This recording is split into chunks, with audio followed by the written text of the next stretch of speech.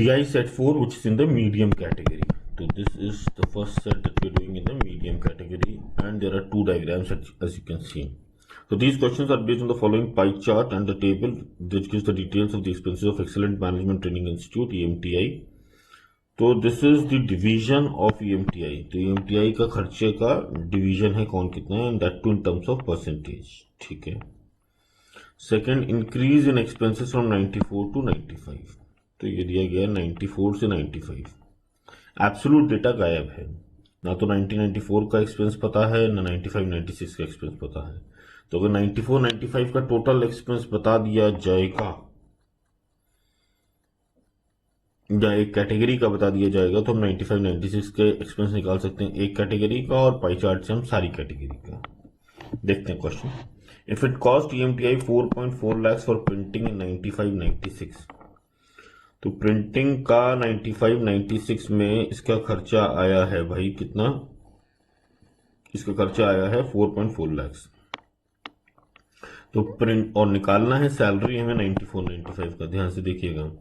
तो प्रिंटिंग का खर्चा आया है 22% जो है उसका खर्चा आया है 4.4 lakhs. तो सैलरी ऑफ 95-96 से पहुंच सकते हैं हम. सैलरी ऑफ 95-96 का मतलब 31.5%. 31.5% कितना हो जाएगा भाई, तो आप यहाँ पे यूनिटरी मेथड लगाएंगे और आपका आंसर आ जाएगा. तो ये आप 31.5 इंटू 4.4 अपॉन 0.22 सॉरी 22. तो आप यूनिटरी मेथड लगा दीजिए, ये चला गया इंटू 2 इज इक्वल टू 6.3. तो 6.3 आ गया आपका क्या, आपका आया सैलरी ऑफ 95-96. करेक्ट. और मुझे पहुंचना कहाँ है, सैलरी ऑफ 94-95. सैलरी बढ़ा था 5%, तो 5%, तो salary of 94-95 into 1.05 is equal to 6.3. Hence salary of 94-95 is equal to 6. तो the correct answer is option 1. Correct. तो यही आपका रिलेटिव की स्टोरी लाइन चल रही है. चलिए next one is, let's move to question number 2. If a pie chart were to be drawn for the expenses in 94-95, if a pie chart were to be drawn for the expenses of 94-95, तो 94-95 के expenses का pie chart बनाने के लिए कह रहा है which expense would show the maximum drop in the angle from 95 to 94, 94-95 to 90-95. तो मुझे मैक्सिमम ड्रॉप इन एंगल बताना है. मैक्सिमम ड्रॉप इन एंगल होगा उसका जिसका सबसे कम परसेंटेज इंक्रीज हुआ होगा, तो उसका ड्रॉप सबसे ज्यादा होगा, कम जो सबसे कम होगा तो सबसे ज्यादा होगा. तो सबसे बड़ा ड्रॉप किसका होगा, जिसका सबसे कम परसेंटेज इंक्रीज हुआ होगा. क्योंकि सारे लोग पाई चार्ट में अपनी जगह लेंगे, तो जिसने परसेंटेज इंक्रीज कम किया तो उसी का ड्रॉप सबसे ज्यादा हो जाएगा. Hence which expense would have the maximum drop in the angle, so the answer is salaries. Salaries will have the maximum drop in the angle in comparison to the previous. ठीक. तो salaries का 5% है, hence सबसे ज्यादा drop salary वाले में आएगा. Correct. आ जाइए क्वेश्चन नंबर 63. यहां से क्वेश्चन अच्छे शुरू हो गए हैं, ध्यान से देखिएगा.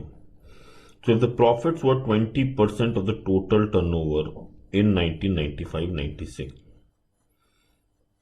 if profits were 20% of the total turnover of 95-96, ठीक बात है.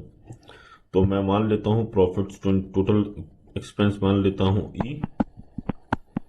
तो प्रॉफिट भाई मेरा कितना हुआ, प्रॉफिट मेरा होगा 1.2 E नहीं होगा, मेरा होगा 1.25. तो अगर मैं टोटल एक्सपेंस 100 मान लूं,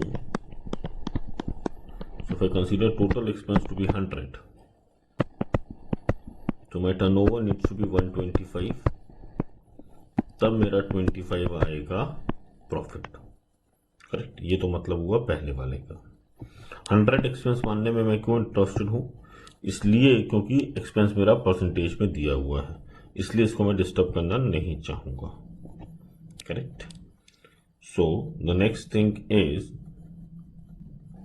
प्रॉफिट हो गया 25 which is 20% of turnover of 95-96। ये रही कहानी 95-96 की। अब हम क्या करना चाह रहे हैं, 94-95 का एक्सपेंस निकालना चाह रहे हैं, and the expense of 94-95 is equal to turnover. तो बस मुझे एक्सपेंस ऑफ ये निकालना है 94-95 और अपना आंसर आ जाएगा। हमारा ये परसेंटेज पॉइंट्स में प्रॉफिट है 20%, ये प्रॉफिट में आ जाएगा, प्रॉफिट का परसेंटेज आएगा तो हमारा आंसर आ जाएगा। तो इसका एक्सपेंस कैसे निकालेंगे, वैसे तो इसमें कुछ नहीं है, तो आप क्या करेंगे भाई 94-95 का तो आप यहाँ पे एडमिनिस्ट्रेटिव एक्सपेंस को 5.375 परसेंटेज नहीं 5.375 मानेंगे, क्योंकि मैंने टोटल एक्सपेंस को 100 ले लिया है। टोटल एक्सपेंस को आपको 100 ले लिया है तो ये 5.375 हो गया। तो एडमिनिस्ट्रेटिव एक्सपेंस निकालने के लिए मैं क्या करूंगा, 5.375 divided by 1.075। Similarly salaries of 94-95 निकालने के लिए मैं क्या करूंगा, 31.5 डिवाइडेड बाय 1.05। इस तरीके से मेरी टोटल सैलरीज आ जाएंगी, सारी एक्सपेंसेस आ जाएंगी। तो मेरा फैकल्टी का खर्च आ जाएगा, एडवर्टाइजमेंट आ जाएगा, ये सारे नंबर आ जाएंगे, which will be equal to 87.6। Correct. 87.6 का क्या मतलब हुआ, 87.6 का मतलब हो गया ये आ गया 12.6, 12.4। 12.4 का मतलब क्या हो गया भाई, 12.4 आया और 12.4 परसेंटेज भी है टर्नओवर का, और ये कितना दिया हुआ है 20%। हमें निकालना है profit as a percentage is how much many percentage point less than. तो परसेंटेज पॉइंट्स में कितना लेस है, 20% minus 12.4 is equal to 7.6। Correct, सही है ना। क्वेश्चन नंबर 4 पे चलते हैं। The total expenses of EMTI in 95-96 were 16 lakhs। ठीक है, टोटल एक्सपेंस 95-96 का दे दिया गया है 16 lakhs,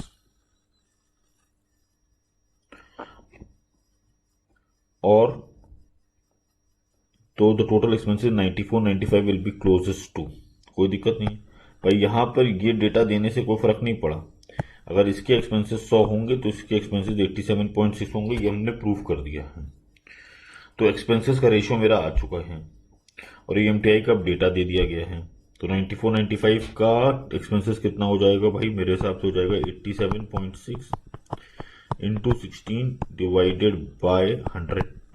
तो जो मेहनत मैंने थर्ड वाले क्वेश्चन में करी थी ज़्यादा, वो मुझे फोर्थ में पूरा पूरा फायदा दे देगी। करेक्ट। ये आपका कितना आ जाएगा भाई, लगभग ये आपका आ जाएगा सॉल्व करने पे,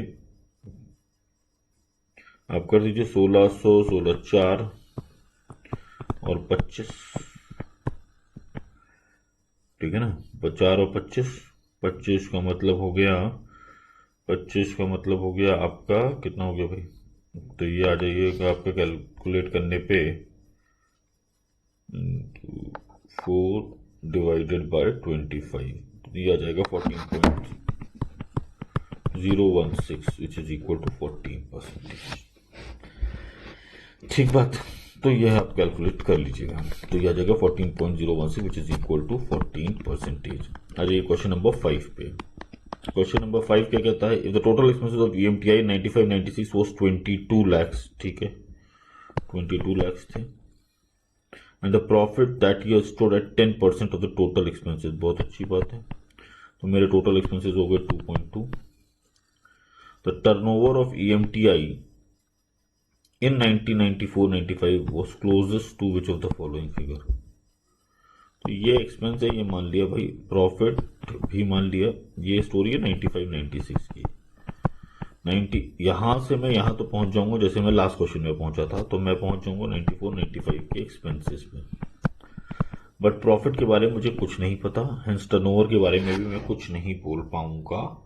So the turnover of EMTI 94-95 was closest to each of the following figures. The answer will be insufficient data. Correct. Profit की हो सकता है लॉस हुआ हो, प्रॉफिट कितना परसेंटेज है ये भी नहीं अपने को पता, तो यहाँ तो हम अपन बता ही नहीं पाएंगे कि भाई कौन सा प्रॉफिट हो रहा है कि नहीं हो रहा है, तो hence answer is insufficient data item. अब हम धीरे धीरे ध्यान से रखिएगा, मैं बार बार आप लोगों से 2-3 बार रिपीट कर रहा हूँ। कंपैरिजन ऑफ रेशियोज का वीडियो ज़रूर से देख लीजिए, ठीक है, जो आपको मिलेगा DI ओरिएंटेशन में। और बेसिक परसेंटेज जो परसेंटेज के चैप्टर में दिया है, यहाँ पर हमने कैलकुलेशन, स्पीड कैलकुलेशन की बात